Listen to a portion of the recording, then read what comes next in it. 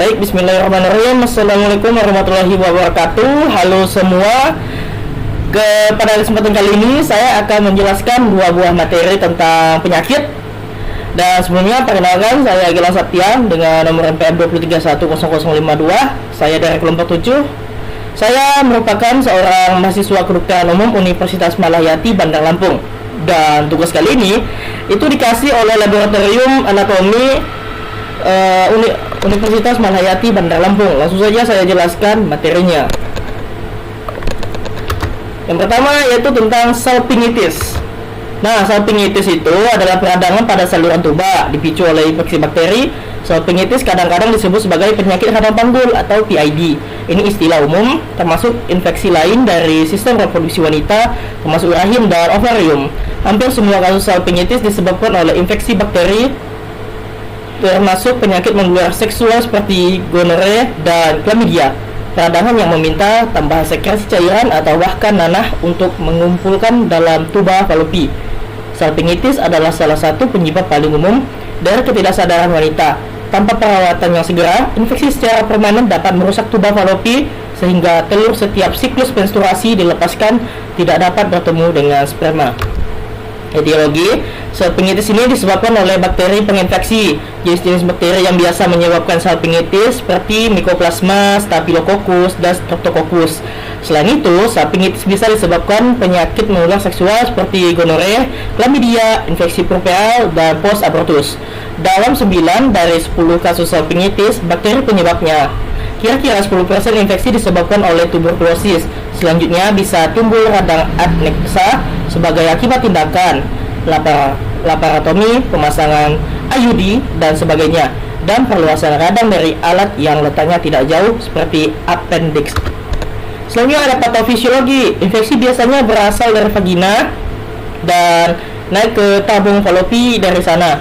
Karena infeksi dapat menyebar melalui pembuluh getah bening, infeksi pada satu tabung falopi biasanya menyebabkan infeksi yang lain.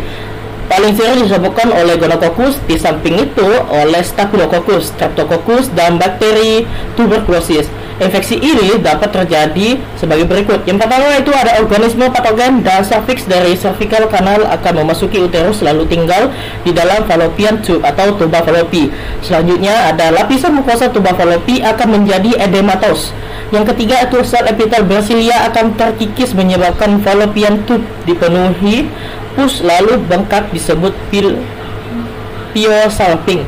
Dan selanjutnya ada setelah sembuh fallopian tube atau tuba falopi itu menjadi adhesion atau structure atau sempit dan bisa menyebabkan infertility.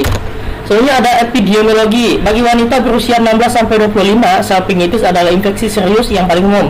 Ini mempengaruhi sekitar 11% dari wanita usia reproduktif. Salpingitis memiliki insiden yang lebih tinggi di antara anggota kelas sosial ekonomi rendah. Namun, hal ini dianggap sebagai akibat dari debut seks sebelumnya. Beberapa mitra dan kemampuan rendah untuk menerima perawatan kesehatan yang layak bukan karena faktor risiko independen untuk salpingitis. Sebagai akibat dari peningkatan risiko karena beberapa mitra, prevalensi salpingitis tertinggi untuk orang yang berusia 15-24 tahun. Penurunan kesadaran gejala dan kurang kemauan untuk menggunakan alat kontrasepsi juga umum dalam kelompok ini. Meningkatnya terjadinya salpingitis. Selanjutnya ada faktor risiko. Aliran menstruasi retrograd dan bahwa serviks terbuka selama menstruasi infeksi. Sudah berteori bahwa aliran menstruasi retrograd dan bahwa serviks terbuka selama menstruasi infeksi memungkinkan untuk mencapai saluran tuba. Faktor risiko lain termasuk prosedur bedah, menembus dinding serviks seperti biopsi endometrium, kuret, dan histeroskopi. Risiko lain adalah faktor yang mengubah lingkungan mikro dalam vagina dan leher rahim, menginfeksi kemungkinan organisme berkembang biak dan akhirnya naik ke tuba falopi. Antara lain itu antibiotik, ovulasi, haid, dan penyakit menular seksual atau PMS. Maksudnya ada penata laksanaan. Penata laksanaan salpingitis tidak berbeda dengan penyakit radang panggul atau PID. Antibiotik MPL spektrum luas merupakan terapi utama dalam penanganan salpingitis. Umumnya pasien salpingitis dapat dilakukan terapi rawat jalan. Pasien dianjurkan untuk dirawat inap apabila yang pertama itu dalam keadaan hamil, kedua terdapat abses tuba ovarium, ketiga itu diagnosis banding kegawat darurat bedah seperti appendiktis akut tidak dapat disingkirkan. Yang selanjutnya itu sakit berat, mual, muntah, atau demam tinggi. Selanjutnya itu pasien tidak patuh atau tidak dapat mentoleransi regimen oral. Yang selanjutnya itu ada respon klinis terapi antimikroba oral yang buruk.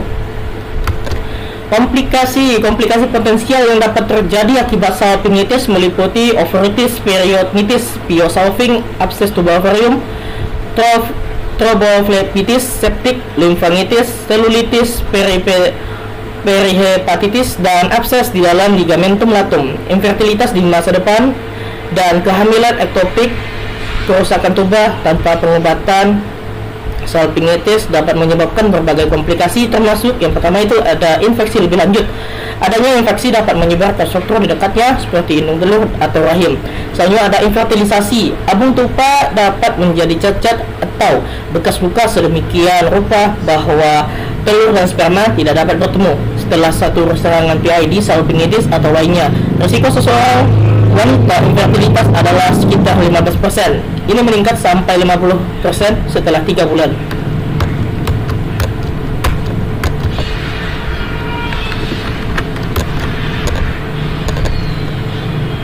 Prognosis salpingitis bergantung pada usia dan faktor risiko pasien. Namun kebanyakan pasien dapat sembuh dengan baik. Risiko komplikasi salpingitis adalah infertilitas, abses tuba ovarium, dan kehamilan ektopik.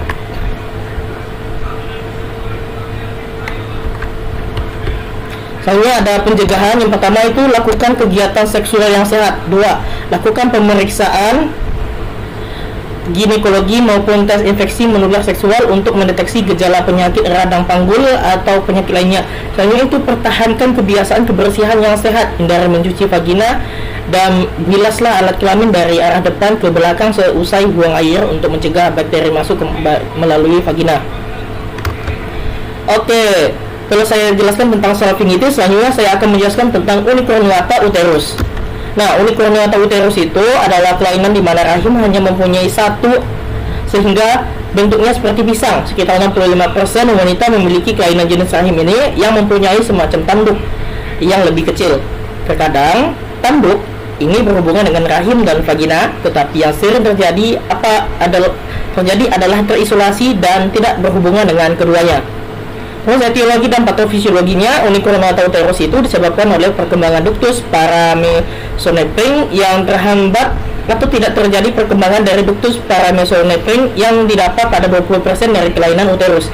Kondisi ini merupakan kondisi genetik langka di mana hanya setengah dari rahim wanita terbentuk dan ukuran dari uterus lebih kecil dari ukuran biasanya, di mana hanya memiliki satu tuba fallopi sehingga sering disebut sebagai hemiuterus.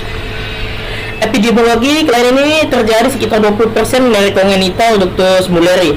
Kejadian abortus spontan pada kasus uterus unicornis berkisar antara 20% dari keseluruhan kelainan uterus. 15% persalinan kurang bulan dengan kemungkinan kehidupan janin diperkirakan antara 39%. Kelainan kehamilan lain termasuk malpresentasi, IUGR, ruptur uteri, dan kehamilan ektopik. Faktor risiko uterus unicornis terjadi ketika rahim tidak terbentuk dengan baik selama perkembangan janin. Biasanya 2 tabung bergantung bersama untuk membuat rahim. Sekitar 40% pengidap uterus unicornis terjadi akibat adanya kelainan ginjal dan juga 20% berisiko terjadi abortus spontan pada pasien. Penyelesaian pencegahan. Yang pertama itu ada operasi laparoskopi untuk mengangkat hemiuterus yang tidak terhubung yang mengakibatkan sakit perut karena ketidakmampuan darah menstruasi mengalir ke rahim utama. Yang kedua itu perawatan khusus selama kehamilan persalinan untuk mengurangi risiko komplikasi termasuk kelahiran prematur, keguguran atau kelainan sungsang atau kaki lebih dahulu. Komplikasi pada penyakit ini dapat mengakibatkan abortus spontan, kelahiran prematur, malpresentasi, ruptur uteri, dan kehamilan ektopik. Patogenis kehilangan kehamilan terutama berhubungan dengan kurangnya volume intraluminal dan atau perdarahan yang tidak adekuat pada janin yang sedang mengalami perkembangan serta plasenta. Prognosis unicornuata uterus memiliki kesamaan dengan kelainan bawaan uterus yang lainnya yakni ringan. Biasanya dilaporkan hanya kelainan-kelainan yang berat. Seksio saseria lebih sering dilakukan. Partus prematur terjadi 2-3 kali lebih sering. Disertai angka kematian perinatal antara 15-30%. Frekuensi abortus sangat tinggi. Nah, setelah saya jelaskan 2 buah materi tentang klinis tadi, Dan untuk klinis-klinis atau penjelasan yang setelah saya jelaskan tadi itu saya dapatkan dari buku Ajar Patologi Dasar Robbins edisi ke-10, dan saya dapatkan juga dari jurnal Medical NCBI. Oke, telah selesai saya jelaskan. Mohon maaf apabila ada kesalahan dalam penyampaian saya. Saya akhiri. Assalamualaikum warahmatullahi wabarakatuh.